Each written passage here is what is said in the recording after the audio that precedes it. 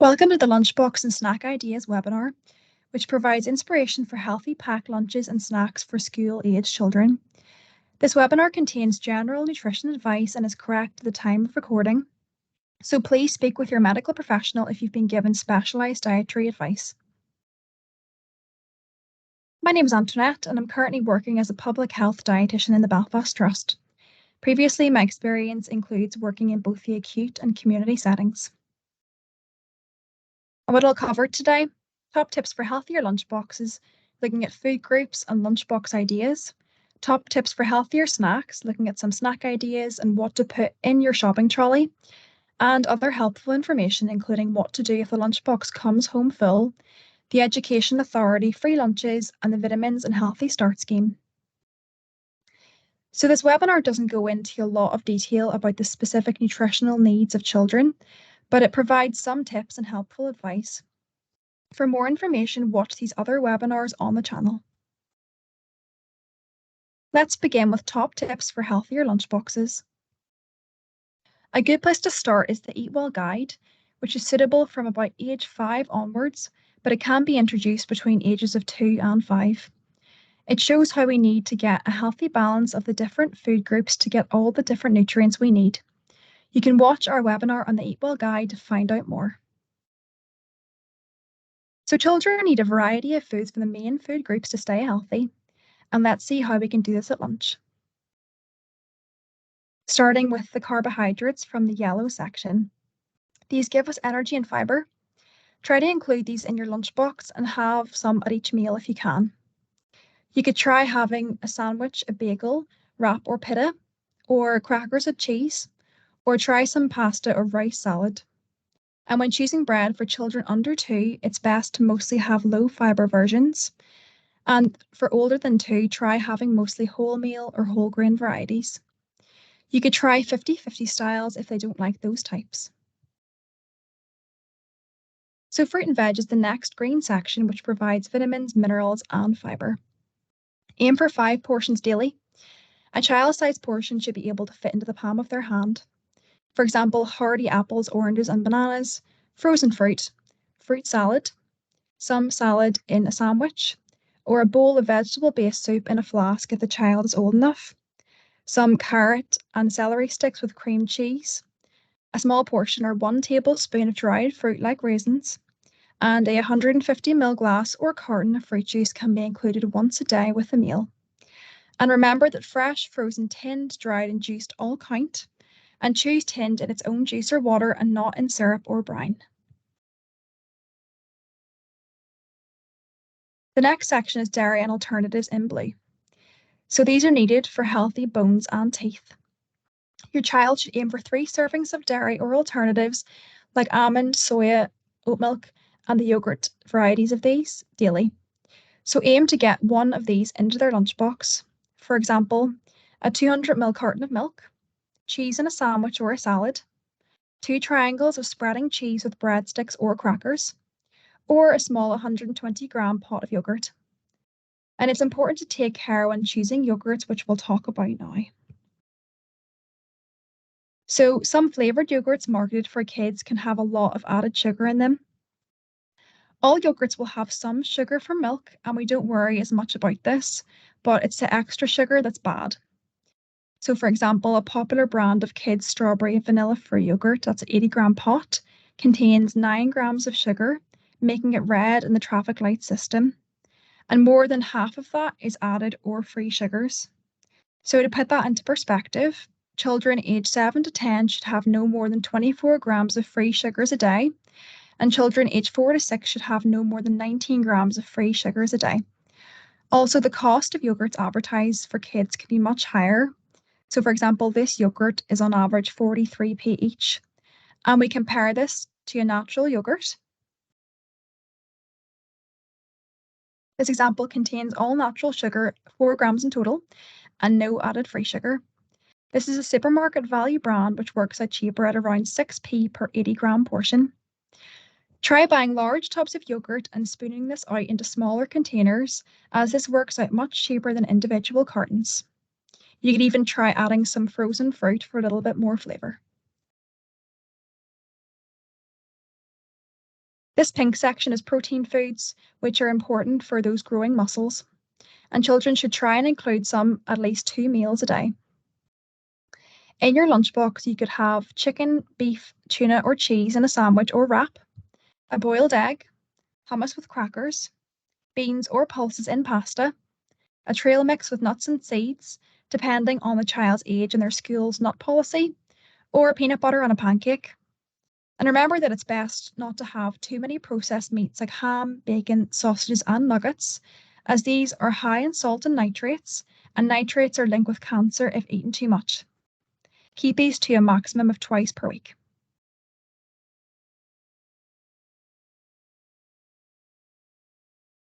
The next section is oils and spreads. Unsaturated oils and spreads, for example, olive oil, rapeseed oil, and sunflower oil, or the spreads they're made into, are essential in the diet, but try and use in small amounts. Try and swap saturated fats like coconut oil, ghee, and butter for these unsaturated versions. For children under 2, it's okay to have full fat versions of, for example, butter or spreads, as these are needed because children need the extra energy for growth. And remember that most vegetable oils you find at the supermarket are rapeseed oils, so you don't need to buy the expensive ones in the fancy glass bottles. And don't forget a drink. Tap water and milk are the best choices. Let children choose their own reusable bottle and fill with tap water to encourage drinking throughout the day. So what about fruit juice and smoothies then? So often these are seen as a healthy choice, but also some people think they're a bad choice because they can damage teeth. So what's the truth here? We'll look at some pros and cons. The pros are they do contain vitamins and minerals, and a 150 ml glass provides 1 of our 5 a day, and this can be helpful for children who struggle to eat fruit and veg. And they're certainly a much better choice than drinks like full sugar squash and fizzy drinks. The cons are that they aren't quite as good as having a whole fruit because when we blend or juice them, it means that some of the fiber is lost. And all fruit and vegetables do contain some sugar, but when it's bound up with the fiber and the structure of the whole fruit, it's less likely to damage teeth. Blending releases these sugars, making them free sugar, which acts more like the sugar you find in other sweet foods with added sugar. So remember that no matter how many different fruits are in a fruit juice or smoothie or how much you drink, it still only counts as 1 of your 5 a day. So overall, the main drinks should still be water or milk. Keep it to a small portion, maximum 150 mils daily. Give them with a meal so as to not cause additional sugar exposure, and avoid juice drinks as these could have extra sugar added to them. And for younger children, make sure that you're diluting fruit juice with water 10 parts to 1. So moving on to the section that is off to the left of the Eatwell guide, foods to eat less often and in small amounts. These foods are high in fat, salt, and sugar, and actually half the sugar that kids are having comes from snacks and sugary drinks, so we need to be careful here. Here are some examples of healthier swaps. You could try going from homemade milkshake instead of fizzy drinks, baked crisps instead of fried, plain popcorn with added flavouring like cocoa powder, depending on the child's age and their choking risk, or a plain biscuit like rich tea, or something like homemade fruit muffins. You could also try some sugar-free jelly and trail mixes with pretzels and fruit. And if you're choosing snacks higher in fat, sugar, and salt, try to give these less often and in smaller amounts, for example, choosing fun-size bars instead of the bigger ones.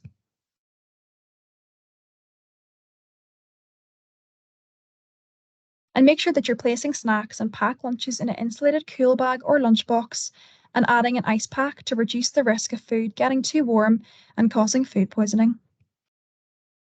So let's look at some packed lunch ideas now. Here are some ideas for what a healthy week of lunches could look like. I'll leave this on the screen for a few moments and you might want to pause and take a picture.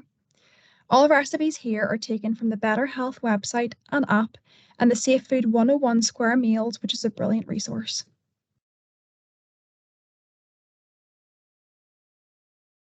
So we'll look now at some simple sandwich filling ideas. They don't have to be fancy, but try and always include some protein and veg and not too many fatty or salty fillings. Here are some really simple ideas. cheese and tomato, tuna, sweet corn, and light mayo, spicy chicken and peppers, egg salad, or cream cheese and cucumber.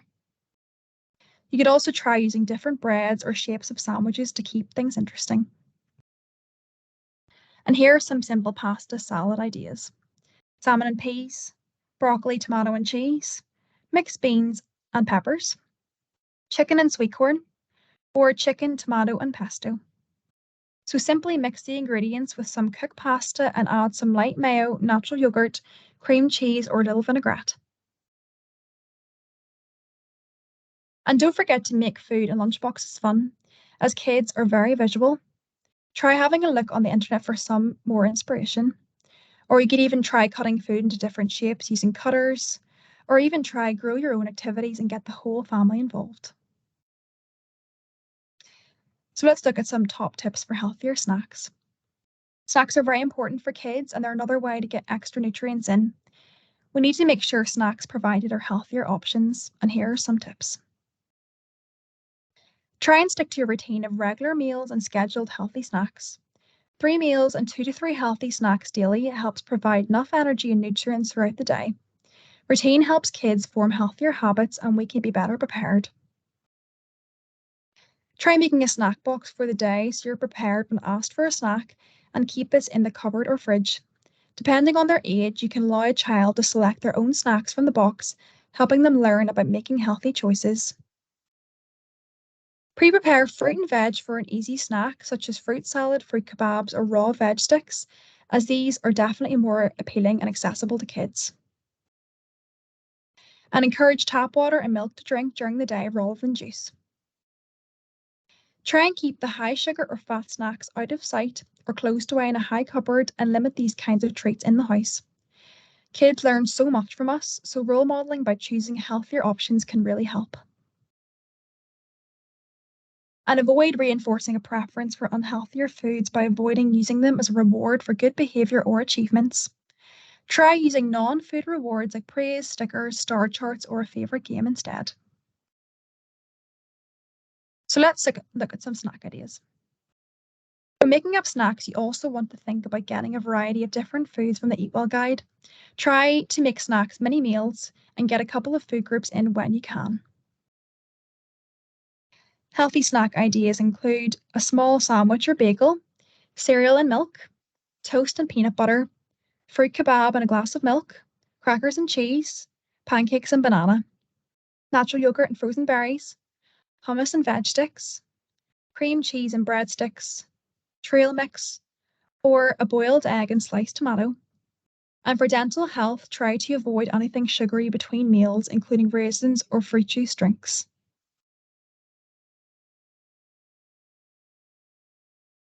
So what should you be putting in your trolley? I'm going to put up a shopping list of key items you might find helpful when planning meals or snacks. And again, you can pause and screenshot this list or take a picture or take note of the things you might want to add to your shopping list, but I'll leave it up on screen for a few moments here. So supermarkets contain shelves full of products that are marketed as being perfect for kids' lunches, like yogurts or mini snack boxes. These are often colourful and convenient, but they're also often expensive, processed, and high in salt, fats, or sugars. They're not very filling, so kids are likely to look for other snacks later. So while these are okay on occasion, it's best not to have them all the time.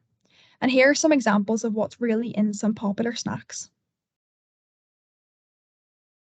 So a popular snack box of pepperoni and cheese wraps with tomato ketchup. It's 252 calories, 10 grams of fat, which is medium or amber if we're looking at the traffic light label system. It's 5.2 grams of saturated fat, which is red or high in the traffic light system. And it contains 1.3 grams of salt, which is medium, and it's actually close to red or high in the traffic light system. Overall, meaning it's not a very healthy choice for children. On average, it costs £1.50, which is more than one full pack of wraps, which could be used for a week of lunches. Moving on to a popular choice of children's mini ice biscuits. This contains 92 calories per pack. The sugars are around 12 grams, which is red or high in the traffic light system.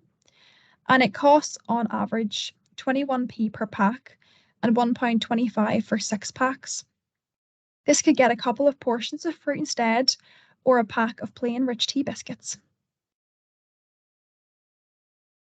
So here are some tips on what to do about these foods. They don't need to be cut out entirely, but remember to keep them as an occasional food. Consider the portion size. Sometimes prepackaged snack sizes may be more than a child needs, and therefore we should give less or spread it out over a few days. For example, a portion of fruit juice should be 150 ml maximum a day, but often cartons are bigger. So look at the traffic light system or food labels at the front of packs. We should aim to be having more green and amber colours and less red where we can. You can find out more about this on the Food Standards Agency website. So the NHS Food Scanner app can be handy and fun to use along with your child. Simply scan the barcode on the food label and it shows how much fat, salt and sugar is in the food and whether or not it's a good choice. And it gives some ideas that you could swap to. It can be downloaded free from the App Store. So the Safe Food Start website has lots of ideas on how to choose healthier snacks and has a lot of healthier treat ideas. Here's some other information that's important to include. What to do if the lunchbox comes home full. So the first step is don't panic. Think, does this match up with any specific day or routine? Could it be something temporary like toothache or tummy bug? And does your child have a lot of snacks or perhaps larger meals at certain times of the day and maybe they're not feeling hungry at lunch? Also think about portions. Are they perhaps too big? We have a webinar on healthy eating for primary school children covering more in portion sizes. And more importantly, speak to them to find out why, for example, likes and dislikes. Also consider speaking to the teacher to see if they have any concerns. So the next steps. If you're concerned about a child's weight, growth, or overall health, it's really important to speak with your health professional who can advise further. Speak with the child to encourage them to see what they think might help, but don't pressurize. Is a change of routine needed perhaps? Or you could even consider cutting down on other snacks they might have. You could try offering smaller portions to make a meal more inviting, or try sending easier to eat meals. Try speaking with a teacher to see what help can be given. And you could even make lunches more interesting and get kids involved in choosing and making their own lunches. And no matter what, keep calm. For some children, you might just have to ride it out.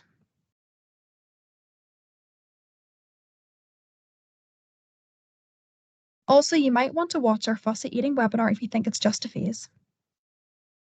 So the Education Authority for Northern Ireland is responsible for assessing eligibility for free school meals based on Department of Education and Department of Economy criteria as shown on the screen.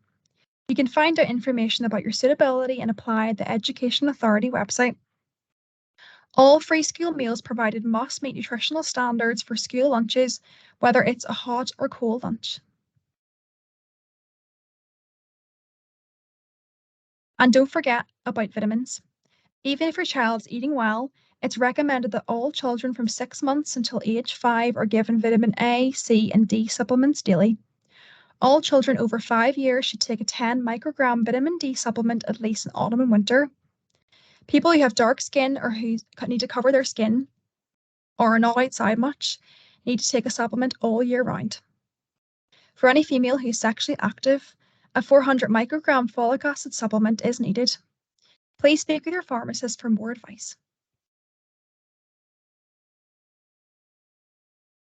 And for some families with children under 4 years, or women who are 10 weeks pregnant and those on certain benefits, or all pregnant women under 18 can access the Healthy Start Vitamin Scheme. This can be used to buy vitamins and some essential healthy food items. Visit the Healthy Start website or speak with your health visitor or midwife for more information. So you can also find out more about that on the Feeding Under 5s webinar on this channel. There are some leaflets on healthy lunches and breakfasts that are available from the Public Health Agency website, which we recommend you to take a look at. So these are some sources of nutritional information you can trust, And the links for all of these shown on screen can be found in the description box beneath this video if you want to take a look. And don't forget to subscribe to the Public Health Dietitians YouTube channel, which has lots more nutrition webinars and videos. And that's us. We'd really appreciate it if you could please complete the short evaluation survey in the description box. You'll also find some frequently asked questions there. Thanks again for taking the time to listen, and we hope you have a great day.